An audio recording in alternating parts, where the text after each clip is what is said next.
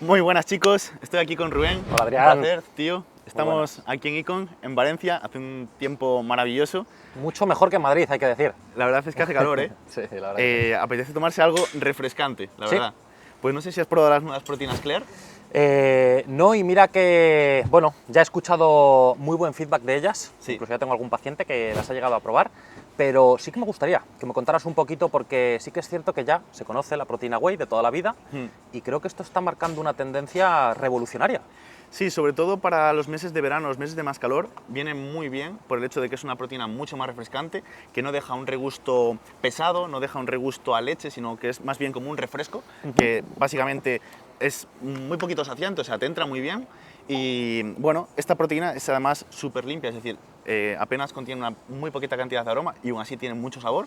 De hecho, los sabores que tenemos son en colaboración con Fiesta, que es una empresa que bueno, se dedica sobre todo al tema de alimentación, de gominolas, de dulces. Y esto, Adrián, perdona, ¿la pureza de esta proteína o la concentración de proteína es más que incluso las que conocemos de las whey? Una proteína aislada, incluso puede ser hasta un poco más pura que otras proteínas aisladas. Es decir, al tener un sabor afrutado, en este caso pues tenemos sabores dulces como puede ser el de sandía, como puede ser el de cereza, la cantidad de aroma es muy pequeña. ¿Qué pasa? Que son aromas muy concentrados, son aromas de mucha calidad, y entonces la cantidad de proteína que tiene el producto de la materia prima es superior al 97%, con lo cual muy poquita cantidad de aroma, muy poquita cantidad de edulcorante, y tiene una pureza total de cantidad de proteína pues cercana al 90%, con lo cual muchas veces es superior a una proteína aislada normal, porque tú muchas veces te compras una proteína aislada de sabor cookies and cream, de sabor galleta, de sabor chocolate, y al final el hecho de que lleve cacao en sus ingredientes o otros aromas hace que baje un poco el porcentaje de proteína y ronde en el 80-85%.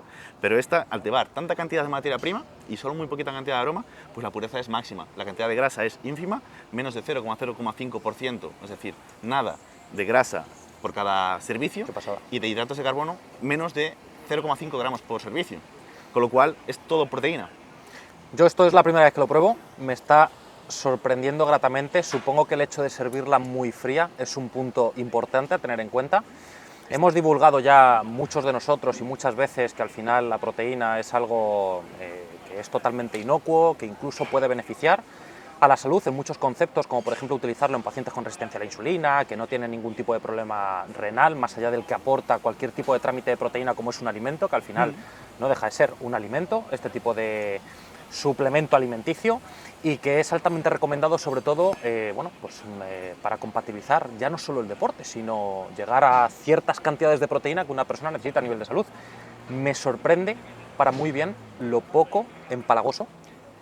La verdad es que es súper refrescante. O sea, yo ahora estaría bebiendo y me la bebería para comer. Mientras en vez de tomarme una cerveza, en vez de tomarme un refresco, pues me bebería una copa de esto, ¿eh? De hecho, he de decir, y os prometo que es la primera vez que lo pruebo, que al igual que ya una proteína whey satura, el hecho de que estás incorporándola de manera continuada durante mucho tiempo, me llama mucho la atención porque deja un regusto y un paladar súper fino que no satura al tomarlo. No sé si luego cuando lleve tiempo a lo mejor cambiará, pero me sorprende gratamente, ¿eh? Exacto, es que entra sola y como que te dan ganas de beber más. Y muchas veces con la proteína pasa lo contrario, es decir, te deja en plan saciado, te cansa ese sabor.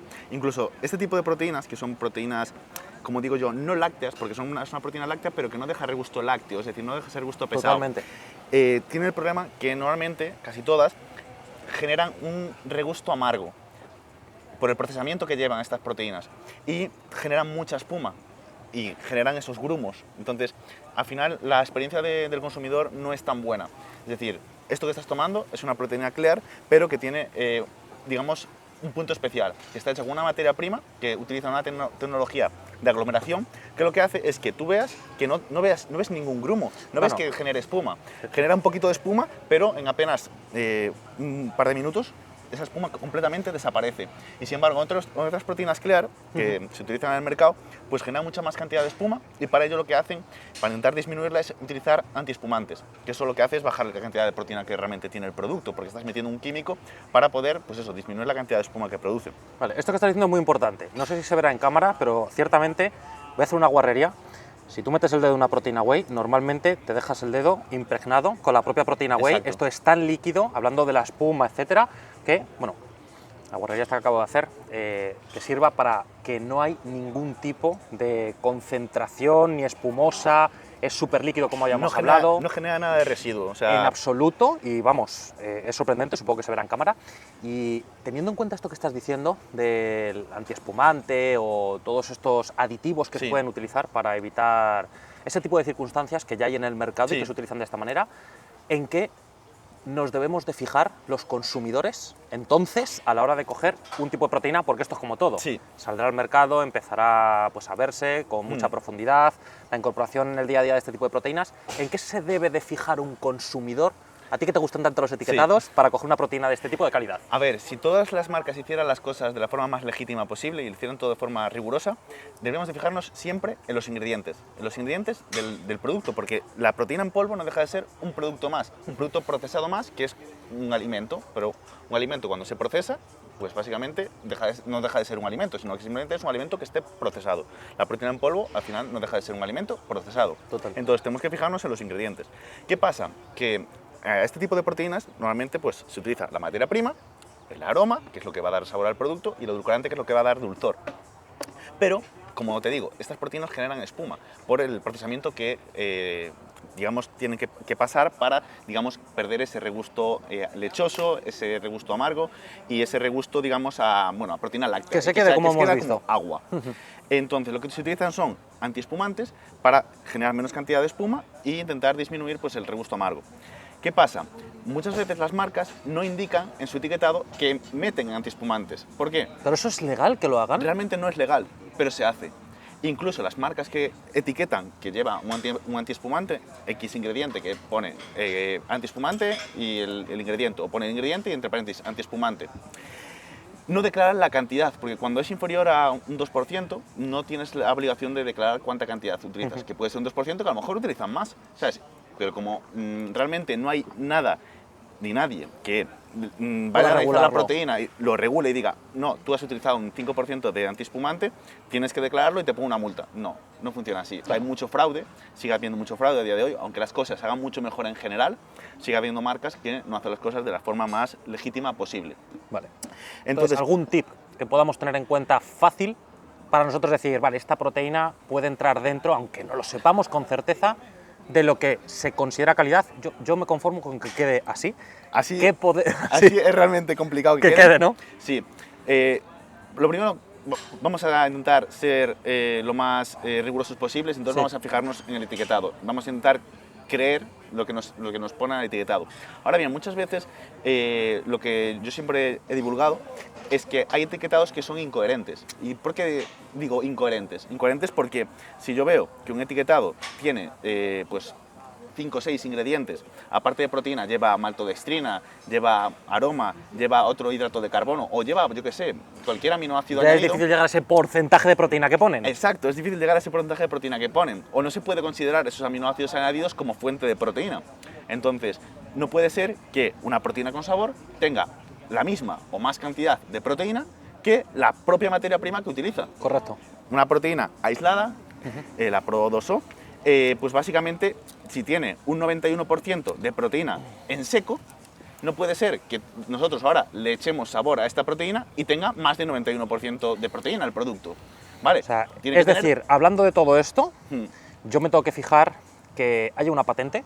Sí, eso es fundamental. Porque hablando de materias primas, aquí que haya un Volactive Pro 2O ya me garantiza de que la calidad está incluida en este tipo de producto. Eso sí, también puede ser que hay marcas que también lo hacen, no solo con las proteínas Clear, sino con otras proteínas whey o con otro tipo de productos como caseínas, etcétera, que lo que hacen es poner una patente, pero luego dentro de su lista de ingredientes incluyen otras fuentes de proteína. Por ejemplo, vamos a poner el caso de una proteína aislada que ponga Lacprodan, vale, muy bien, Lacprodan SP 92 82 80 11, vale, muy bien.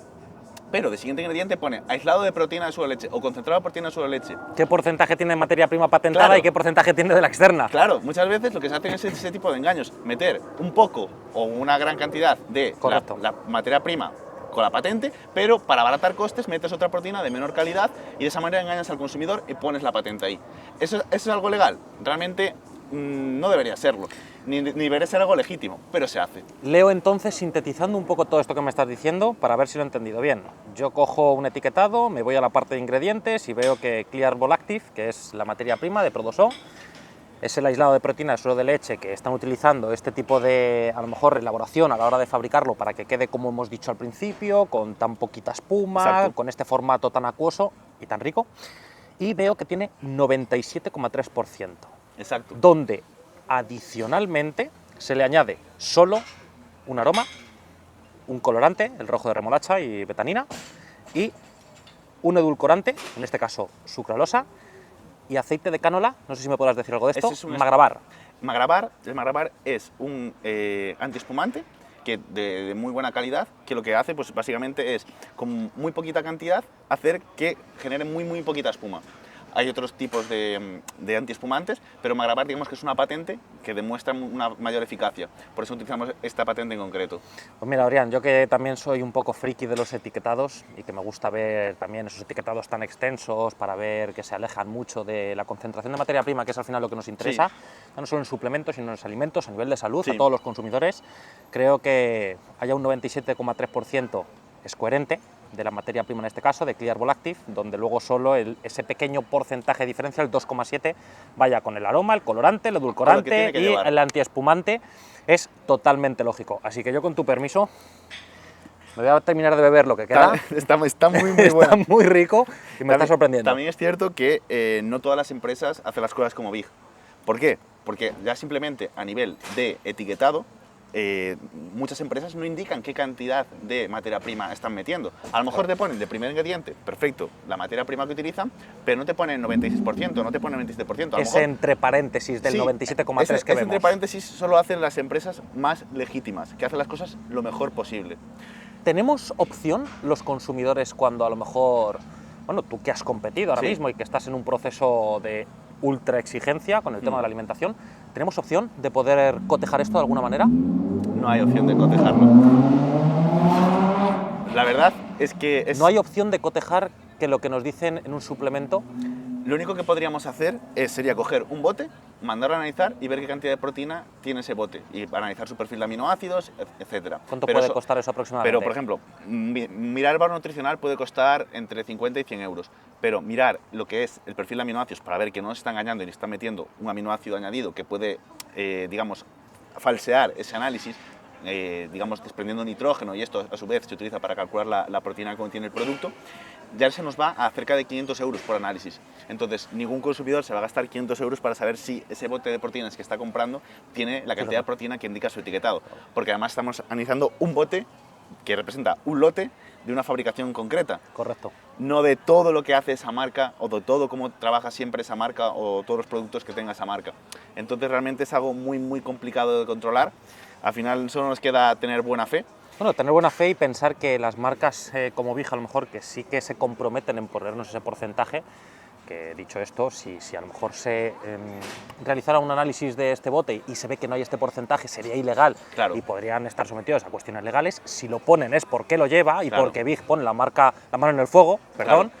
Esto es lo realmente interesante, buscar marcas que sí que en vez de solo mencionarlo pongan los porcentajes, porque sí que están a lo mejor asumiendo que su proteína, la elaboración de su producto, es de esa calidad que buscamos. Exactamente, porque si tú indicas que tiene primer ingrediente, proteína, y luego el resto de ingredientes, pero no especificas la cantidad, bueno, te pueden poner una orientación a nivel de cantidad de proteína que tiene el producto, pero a lo mejor tiene un 10% más o un 10% menos. Un 10% más normalmente no va a tener, eso ya te lo aseguro, pero en el sentido de que pueden estar utilizando a lo mejor un 90% de proteína o un 95%, tú no lo sabes, y entonces, ¿quién te asegura nada? ¿Quién te asegura que ese valor nutricional es correcto? ¿Cómo calculas realmente el valor nutricional?